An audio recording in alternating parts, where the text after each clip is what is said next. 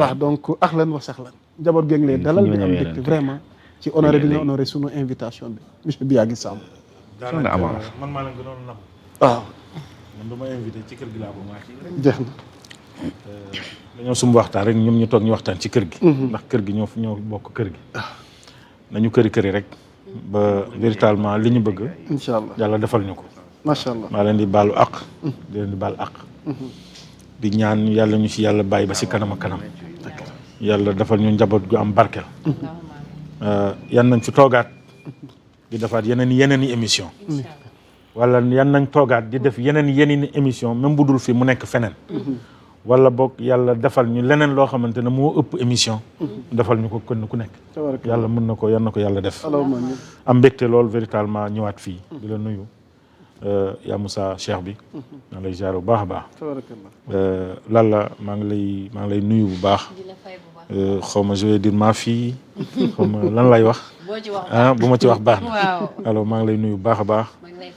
sëñ bi Thioune maa ngi lay ziar bu baax a baax. waaye sama bëlëb moom bu ma paree dama koy maye ndax. bëlëb Thioune bi daf ma rey. daf ma suul quoi. Thioune. daanaan la waaw. kii nag da ngeen ko xamul waaye kii mooy le golden boy de la presse.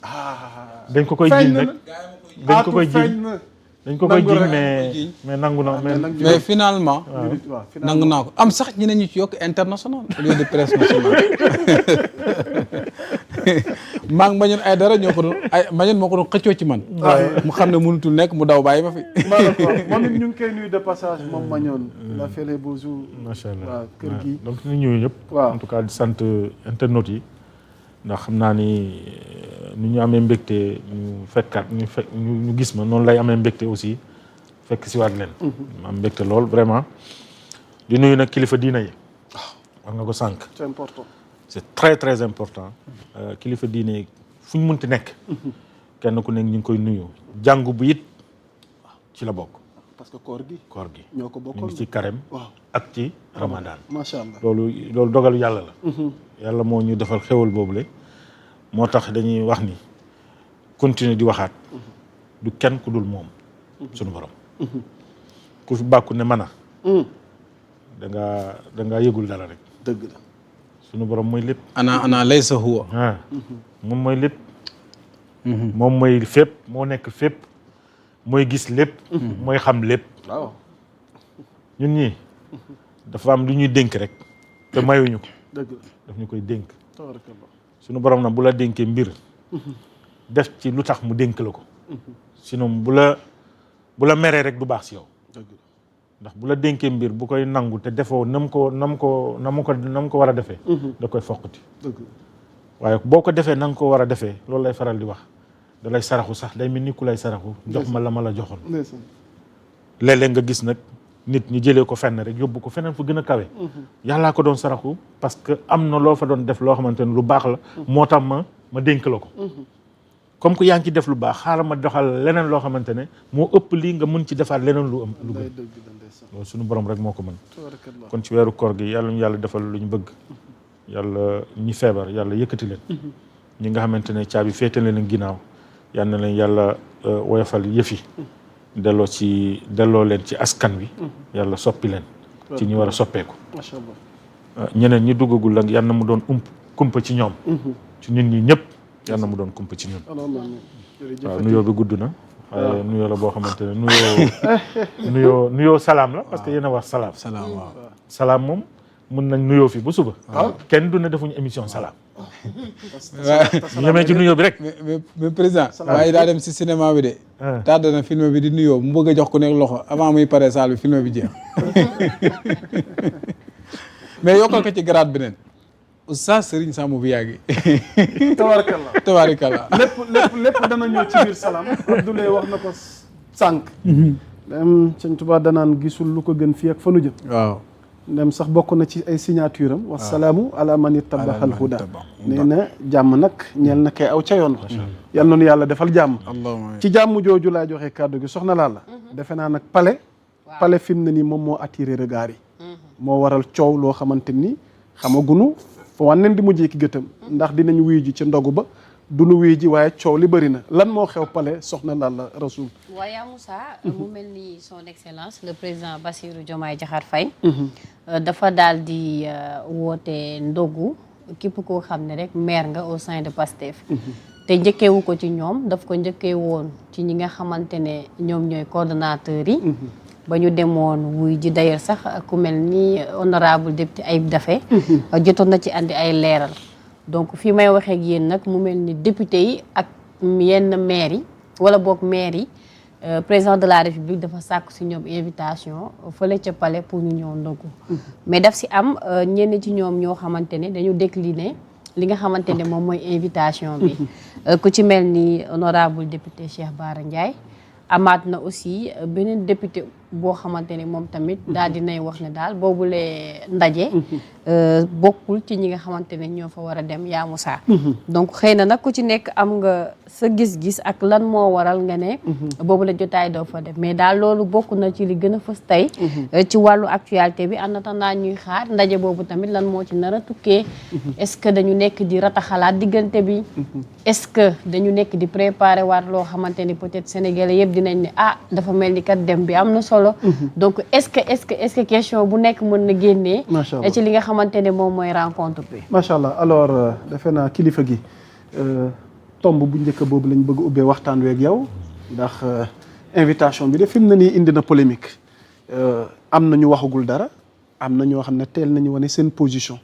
lan moo ko waral ndax ba tey mën nañ jàpp ni crise bi comme ni ko Lalla junjee mi am au sein moo xam Pastef la moo xam diggante. moom Diomaye la ak tey jii nii responsable Pastef fii ce qu'il en est daal ñu bëgg cee xam sa position ak sa njàngat. waaw sama position ak sama njàngat. def naa position laa ci jël. ah bon balaa ma ciy jël njàngat. mooy que ni le président de la République. commencé wu ko ak coordonnateurs yi. ndax ci tournée économique ba muy def. dafay dalal. ñi nga xamante ni ñoom ñooy les coordonnateurs communaux et départementaux dalalul benn responsable mais dalal na les coordonnateurs communaux et les coordonnateurs départementaux ci audience ci tournée économique bu muy def ba mu jógee ci loolu mu dalal les coordonnateurs départementaux ci ndogu tey jii muy dalal les maires maanaam les élus du PASTEF. Je trouve la démarche noble. Le contraire moo ma doon indil ay jafe-jafe personnellement en tant que responsable waaye doxalin bi man ànd naa ci te jàpp naa ne lu gën la ndax tey ñu bëri jàpp nañ ni véritablement dañoo bëgg retrouver à travers le président de la République, ce militant du PASTEF. Et je pense que loolu la nekk di wane tey tous ceux qui sont du PASTEF lii lañ doon laaj mooy le président de la République ak le PASTEF véritablement ñu retrouver wu. Je pense déjà il y a pas de crise. Je n'ai jamais admis que véritablement il y a crise. Il y a pas de crise. Il y a pas de crise. Parce que pour moi, je ne serai pas en phase avec ceux qui sont contre le projet. Parce que le dénominateur, c'est le projet. Et le porteur du projet qui nous indique au pouvoir, c'est Ousmane Sonko. Donc, tout militant du projet, je suis d'accord. Et tous ceux, pour moi, qui sont véritablement à contre-courant, qui ils sont contre le projet. Ils ne sont même pas contre le projet, mais ils sont contre des individus qui incarnent aujourd'hui le projet. Lola gis. Moi, véritablement, je salue cette initiative. Maintenant, les gens, c'est des responsables. Chacun est libre de répondre à une invitation. Man, si je l'ai invité, vous m'avez invité, je suis cette invitation. J'étais également libre, donc c'est une liberté. Ce n'est même pas d'où gestion État. Ci parti politique là.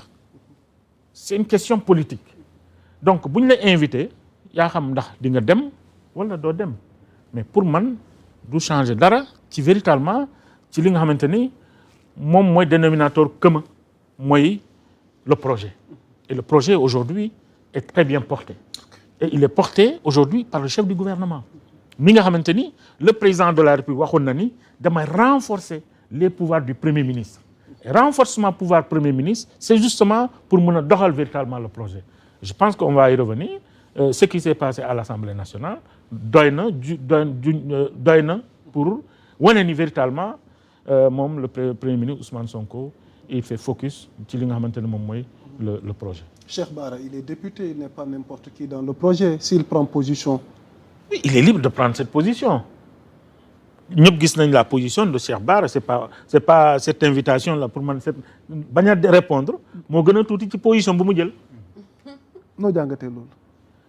moom laa la wax xam nga Cheikh Bara c'est quelqu'un qui est libre. C'est un député du peuple. Il est élu par le peuple à l'Assemblée nationale. Donc il est libre aujourd'hui de dire ce qu'il pense. Donc du man maa koy wax bul wax lii wala bul def lale wala bul agir nii. Il est libre d'agir. C'est un député, c'est un responsable, c'est un grand responsable. Donc bu agiree nii véritablement jàpp naa ne c'est Cheikh Bara et c'est le député. C'est un responsable du parti. Et ci li muy wax yëpp daanaka il n'est jamais entré dans la marche du pouvoir. Il est en politique. Et loolu man ku nekk en politique nga wax li nga sa xalaat nga wala nga jël position. véritablement mais certainement dafay xaw a difficile nga dissocier aussi politique bi ak institution bi parce que dafa am ko incarner institution bi te lu bëri si ni muy waxee da ngay gis santé dëgg-dëgg nag souvent am pic yu xaw a démarrer ci ki jiite institution bi est-ce que loolu tamit dina neex c'est facile à croire. xam nga Abdou xam nga Sénégal il faudrait que ñu def très attention dafa am benn mot boo xamante ne dañ ko bàyyi en cours de route toppuñu c'est la rupture le mot rupture la toppuñu et pourtant daf ñu war a topp ci lépp lu ñuy def dañu war a dem jëli rupture pour montrer que nous avions dit que dañuy am rupture ci lépp lu ñuy def. su ma la déggee mooy rupture bi amagul. non rupture moo am. Ok mooy bu demee.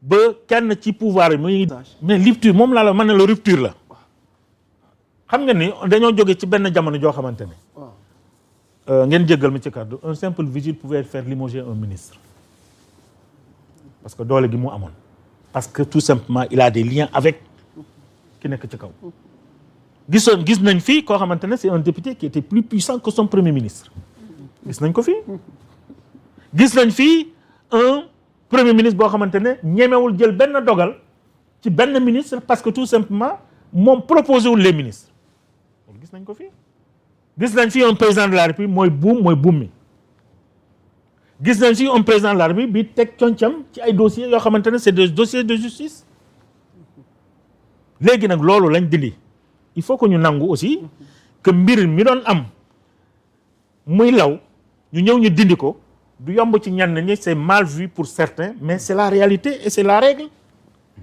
loolu moo fi xew à plusieurs niveaux c'est une rupture il faut casser le mur pour ñi topp li nga xamante ne moom mooy la normalisation. dafa am lu bëri loo xamante ne mu ngi fi woon de Sénégal. bu ñu ñëwaatee ci li nga wax sànq ci crise amul est-ce que nekku leen ci tamit ci jeu de yo-yo parce que tamit le PM dafay taxaw ne sur le plan politique. xëy na mais si nguur gi doxalin gi amuñ problème mais en contre ci beneen côté dañuy gis également ñu bëri ku mel ne Cheikh Bara mi fi tudd sànq di dal ci seen kaw est-ce que jotu tamit foofu ñu ginne askan wi quelque part parce que tamit à la limite dañuy mujj nekk dans un dilemme. Abdoulaye. Conseil des ministres kan moo ko présider. Président de la République. kan moo fa nekk. Premier ministre. Est-ce qu'il se regarde en chien de faïence? Il y a un communiqué qui sanctionne le Conseil des ministres. Il y a la forme et le fond de doyen. Il y a la forme et le fond et loolu yëpp dafay wane ni véritablement il y a quelque chose qui se fait.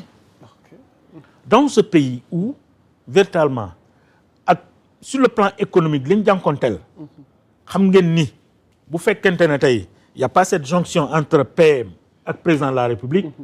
Véritablement il y a beaucoup de choses kon heure bi réew mi daanu na. C'est parce que d'abord nous avons un premier ministre qui assume ses responsabilités. Un président de la République qui assume ses responsabilités. Une Assemblée nationale qui assume sa responsabilité. loolu mooy rupture bu njëkk ba fii mais quand même on l'a tous vécu du dëgg on l'a tous vécu on a tous vécu Assemblée nationale une Assemblée nationale ñaati premier ministre ñoo taxaw Assemblée nationale des questions d'actualité Sénégal en moins de 2 ans ñaati yoon la premier ministre dem taxaw Assemblée nationale pour des questions d'actualité. c'est à saluer lan la vite fait balaa ñuy waaw dama bëggoon rebondir juste pour wax ne est-ce que nekkuñu dans l'obligation de continuer même su fekkente ni sax ñu bëri ñu ngi naan ñu ngi lam-laamee ñoom ñaar diggante bi dox na wala doxul maanaam li ñu jaay nit ñi ils sont obligés à ce que ñu gouverner ensemble. xam nga aujourd'hui les gens font focus muy au sommet du pouvoir focus à relever les défis. Il y a des défis à relever ci réew mi. C'est extrêmement tendu. Je vous dis, si véritablement il n'y avait pas un chef de gouvernement ku mel ni Ousmane Sonko, je vous assure, je parle en connaissance de cause kon heure bi réew mi nërmanu la. Comment peut-on comprendre un Sénégal pendant 2 ans amul benn soutien extérieur jëm ci wàllu li nga xamante ne moom mooy ñi nga xam moom ñoom lañ jàpp ni ñoom ñooy financer les pays comme FMI comme ay Banque mondiale ainsi de suite ñooñu dugaluñ fa xaalis dugaluñ fa dara yow réew moomu mu ngi dox alors que da nga fekk fii bor boo xamante ni dafa extraordinaire tey non seulement yaa ngi assurer payoor bor bi yaa ngi assurer doxalinu réew mi yaa ngi wàññi dund gi di ko boole ki jooy mais bu amee jooy tamit baax na mais l'essentiel est que yow boo jooyee ñi nekk ci suuf nekkuñ di jooy parce que yow ngay jooy ñi ci suuf di jooy moo gën a bon waaye man tey ma nekk baykat baykat laa et j'en suis fier parce que xaalisu mbay lañ ma ngéntewee yow xam nga du dëgg yow yàgg naa ko wax xaalisu mbayum coton ak gerte lañ ma ngéntewee ak mboq ak suuna bañ ma ngénte ci laax bi dañ ko bàyyi ci tool yi indi ko kon mbay kenn gënuma koo xam tey bu ñu demee ba subventionner les intrants ba mayee li nga xamante ne moom mooy pratiquement engrais te loolu mosuñ ko gis nga am jiw bu doy quand même il faut saluer ces efforts accomplis par le gouvernement yemuñ ci loolu waaye li nga xamante ni tamit moom moo jëm ci wàllu njënd mi ak njaay mi maanaam mooy la commercialisation le premier ministre moo sol tànk gàllam dem ca tool ya defuñ comme nañ ko doon defee mooy dem gis Abdoulaye parce que moom am na lu bëri lu mu bay ministre bi jël ko yóbbu ko ci keneen koo xamante ne kooku toolam baax na mu ñëw mu visiter mu naan mbay mi baax na deful loolu premier ministre moo déplacé wu dem foofu la déclaré ne ministre des finances demal utal ma xaalis ñu def lii ak lii ak lii ça a été fait ça c'est de la rupture et le montant je vous renvoie toujours à ce mot rupture ñu indi ko ci waxtaan yi ñu ngeen xam ni véritablement il y a des efforts qui sont en train d'être faits parce que ce n'est pas évident que tey malgré lii nga xamante ne moom mooy dette bi malgré le fait que amuñu financement extérieur mais tey le Sénégal se porte à merveille et on refuse aujourd'hui la restructuration parce que tolluwuñu foofu loolu moo tax ma jàpp ne il y a un travail qui est en train de combinaison qui est en train d'être fait yoo xamante ne ça nous permet aujourd'hui de pouvoir penser que li nga xamante ne moom lañ bëgg dans moins de 3 ans on va atteindre véritablement les objectifs pour que le Sénégal décolle. Macha Allah, c'est important mu nekk premier point bi alors Thioune ci yow lañ jëm concernant ce premier point ñeel coowal ndogu gi nga xamante ni njiitum réew mi initiative gu mu jël la jëmale ko ci élu yi waaye nag fi mu ne ni division am na ci ñi bëgg a dem